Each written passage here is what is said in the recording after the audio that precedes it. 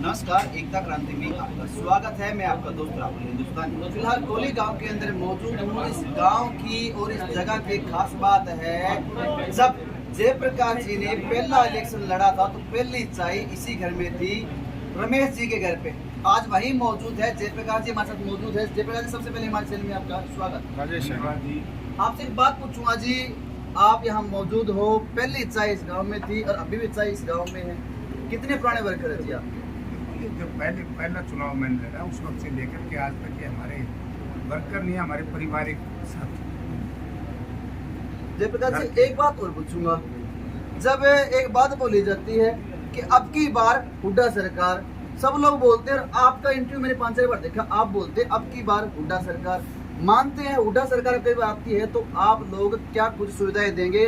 कहीं आप भी ऐसा ना करते हैं जो पहले सरकार कर रही है, बोली 5100 रुपये पेंशन देंगे, 5100 तब तक हुई नहीं, सरकार जाने वाली है और पेंशन अब तक हुई नहीं, तो क्या मानते हैं आपके सरकार में आप लोग क्या कुछ करेंगे? देखिए कि इसीलिए जब सरकार प्रजातंत्र में असफल हो जाती है, अपनी विफलताओं को छुपाने के लिए अजूल फजूल प्रचार करती है, जाति के नाम का सहारा लेती है, धर्म के नाम का सहारा लेती है, क्षेत्रवाद के नाम का सहारा लेती है, लेकिन वो ये नहीं बताते कि हमने 9 साल में क्या कुकर्म किए। काम नहीं किए, कुकर्म किए। कभी भाई को भाई से लड़ा दिया, जाति को जाति से लड़ा दिया, धर्म को दूसरे धर्म से लड़ा दिया, छोटे को बड़े से लड़ा दिया। तो ये लड़ाई करवा करके वोट लेने का काम इन लोगों का है। हर वर्ग, किसान लाठी से पीटा, सरपंच जीवन जनप्रतिनिधि होता है गाँव का, लाठी से पीटा, कर्मचारी को पीटा, व्यापारी को पीटा, बेरोजगार नौजवान को पीटा। यानी कि ये तो एक पिटाऊ तरीके की, यानी कि पुलिस बल के सहारे सरकार चलाने वाले लोग हैं। इन लोगों को क्या पता है 5100 रुपये पेंशन की क्यों आवश्यकता, केवल वोट लेने के लिए। अगर फैसला करना है तो 20 तारीख को मैं हमारे उन विपक्ष के साथियों से भी कहना चाहूँगा कि वो भी स्टार की रैली को आकर के देखे, जहाँ विपक्ष आपके समक्ष है कि चौधरी भूपेंद्र सिंह हुड्डा और उदय भान हमारी पार्टी के प्रेसिडेंट हैं, उन्होंने निर्णय लिया कि हम हर बूढ़ा बूढ़ी 6000 रुपये महीना पेंशन देंगे और उसमें कोई पारिवारिक पहचान पत्र की आवश्यकता नहीं होगी, ना लागू होगा, ना फैमिली अपना प्रॉपर्टी आईडी होगी, और किसानों को फसल बेचने के लिए जो पोर्टल है वो बंद होगा। यानी कि जैसे एमपी एमएलए को पेंशन मिलती है, ऐसी ही व्यवस्था कांग्रेस पार्टी चौधरी भूपेंद्र सिंह हुड्डा करे। दूसरा हमारा है कि हम हर दलित को, हर बैकवर्ड को, पिछड़े को, गरीब को 100 गज के मकान में, जो कांग्रेस की पुरानी प्रथा है, स्वर्गीय इंदिरा गांधी जी से लेकर के इंदिरा आवास योजना, फिर हुड्डा साहब के टाइम में, राजीव जी के टाइम में, तो इसी तरीके से सोनिया जी के टाइम में 100 गज के प्लॉट दिए गए। अब और आगे बढ़ा दिया, 100 गज के प्लॉट में 2 कमरे का मकान बना करके हम SC/BC वर्ग के लोगों को देंगे। तीसरा हमारा क्रांतिकारी कदम है। मैं जो दर्शक आपकी बात को सुन रहे, जो बीजेपी के हो, जेजेपी के हो, कांग्रेस के हो, तो मित्रों एक बात पे विचार कर लेना कि सिलेंडर 1200 का चाहिए तो सरकार बनानी है, बना दियो यही, और 500 रुपए का सिलेंडर चाहिए जैसे राजस्थान में 500 रुपए का है, ऐसे ही जैसे ही कांग्रेस पार्टी की सरकार बनेगी तो हुड्डा साहब ने, उदय भान जी ने ऐलान कर दिया कि उसे 500 रुपए का सिलेंडर हम देंगे। चौथा बड़ा क्रांतिकारी कदम है 300 यूनिट बिजली हम खरीदेंगे। बिजली के बारे में अभी मैं गांव में गया था, गांव के साथियों ने बताया कि जयप्रकाश जी जब बाई इलेक्शन था, रणजीत सिंह बिजली मंत्री थे। अगर रणजीत सिंह जी भी खबर को सुनेंगे, मैं उनसे भी नम्रता पूर्वक निवेदन करूंगा कि रणजीत सिंह जी, आप तो बहुत सच्चे आदमी थे, आपने नकली पोल खड़े करके तार भी नकली खींच देते, बिजली लोगों का आती ना आती। आपने तो बिल्कुल लोगों के साथ विश्वासघात किया है सरकार के कहने से, और इस पार्टी के कहने से आप निर्दलीय थे। आपने बहुत बड़ा पाप किया है, लोगों को केवल झूठी बात कह करके यहाँ इस इलाके के वोट भारतीय जनता पार्टी को दिलाने का काम किया। जिस इलाके में मैं बैठा हूँ, इसके साथ में हमारे दलित समाज के साथियों की बस्ती है, केवल उनको इसलिए बिजली नहीं दी गई क्यों दलित समाज से संबंध रखते हैं। या मैं रणजीत सिंह जी एक बात पूछना चाहता हूँ, अगर इस तरह का भेदभाव आपकी सरकार में है तो लानत है ऐसी सरकार को, जिस सरकार के अंदर राइट और लेफ्ट में लोगों को बिजली जल रही है, और आज इस बारिश समस्या के मौसम में खेतों में, ढाणियों में चारों तरफ पानी पड़ा है, छोटे छोटे बच्चे पूरी पूरी रात बिलखते हैं और ये लोग ठाठ से सोते हैं। तो इस इलाके के लोगों से एक ही बात कहना चाहूंगा कि मित्रों, पिछली बार आपने भारतीय जनता पार्टी और जेजेपी गठबंधन के लोगों ने, निर्दलीय मंत्रियों ने आपके साथ धोखा किया, आपके साथ बेईमानी की है, आपके वोट को लूट करके चले गए। और आज मैंने एक साथी का सोशल मीडिया पे पढ़ा है कि जयप्रकाश जी कह रहे हैं कि क्या भैया यहाँ आता ही नहीं। आज मैं कहता हूँ, मेरे खिलाफ बहुत प्रचार किया गया। मैं भैया के व्यक्तिगत खिलाफ नहीं हूँ, बच्चा है, लेकिन उस नादान बच्चे को इस बात को सोचना चाहिए कि जयप्रकाश जैसे व्यक्ति के खिलाफ इस तरह के आरोप प्रत्यारोप जो इन लोगों ने उस वक्त किए थे।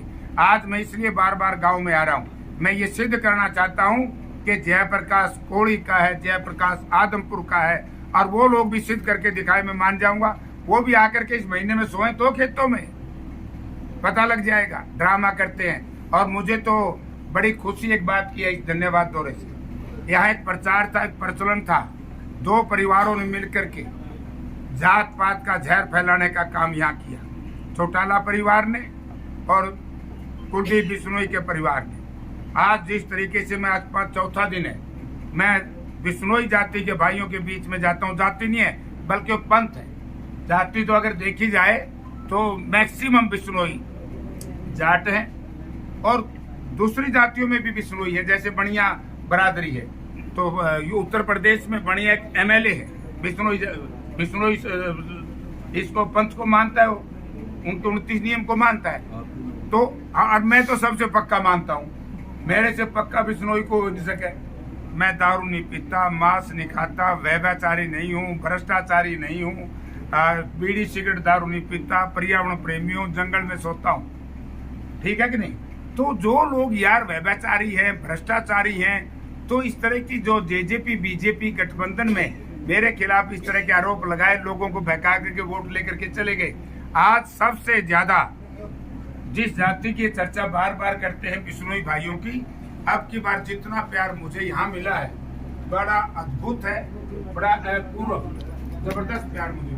जयप्रकाश जी, एक बात और पूछूंगा। आदमपुर में दावा किया जाता है कि विकास भरपूर मात्रा में हो रहा है, पर आदमपुर क्षेत्र के अंदर भी आज ऐसे गांव हैं, ऐसी डांडियां हैं, ऐसे बच्चे हैं, ऐसे बूढ़े हैं जिनके घरों में अब तक उन्होंने लट्टू जलाकर, बल्ब जलाकर नहीं देखा, और वो लोग बिलखते हैं और भव्य बिश्नोई को कई सालों से लगातार वोट देते आ रहे हैं। अब की बार उन्होंने कहा है कि अब की बार हम परेशान हो चुके हैं और अब की बार हम जयप्रकाश से मिलना चाहते हैं। मैं यही तो कह रहा हूँ जो मैं नारा दे रहा हूँ, अब की बार हुड्डा सरकार, अब की बार आदमपुर में भी कांग्रेस पार्टी का विधायक जीत करके जाएगा।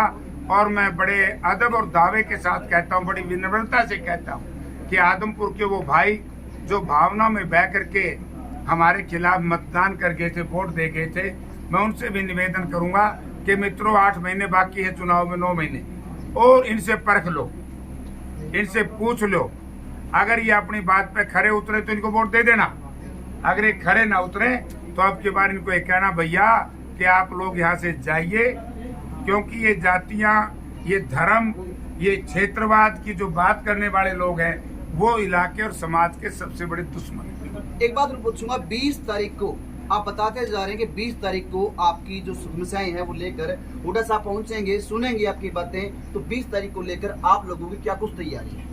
हमारी क्या तैयारी, हम तो लोगों को बता रहे, जैसे इस गांव में आए हमने गांव के लोगों से पूछा। विपक्ष आपके समक्ष का यही मानना है कि जब सरकार नाकायम और नकम्मी हो जाए तो नेता प्रतिपक्ष की एक जिम्मेवारी है विधायक दल के साथियों को लेकर के इनकी आवाज जब सरकार ना सुने तो विधानसभा में नेता प्रतिपक्ष और उनके विधायक उठाएं।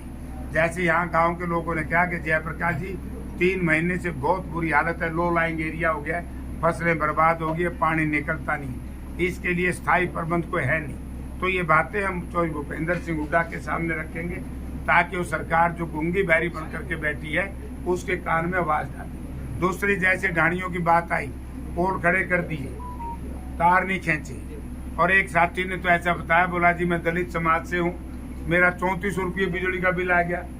तो ये भी हुड्डा साहब बताएंगे कि इस बिल की तो रांद मैं काट दूंगा, क्योंकि 300 यूनिट बिजली जब सबको फ्री मिलेगी तो उन साथियों का भी पीछा छूट जाएगा। तो यह कई समस्याएं हैं इन समस्याओं को हम पूछ रहे हैं तो लोग स्वाभाविक है, लोग ये कह रहे हैं जयप्रकाश जी फिर तो हम हुड्डा साहब की रैली में बहुत आए। मतलब ये है, इन्होंने बताया किस तरीके से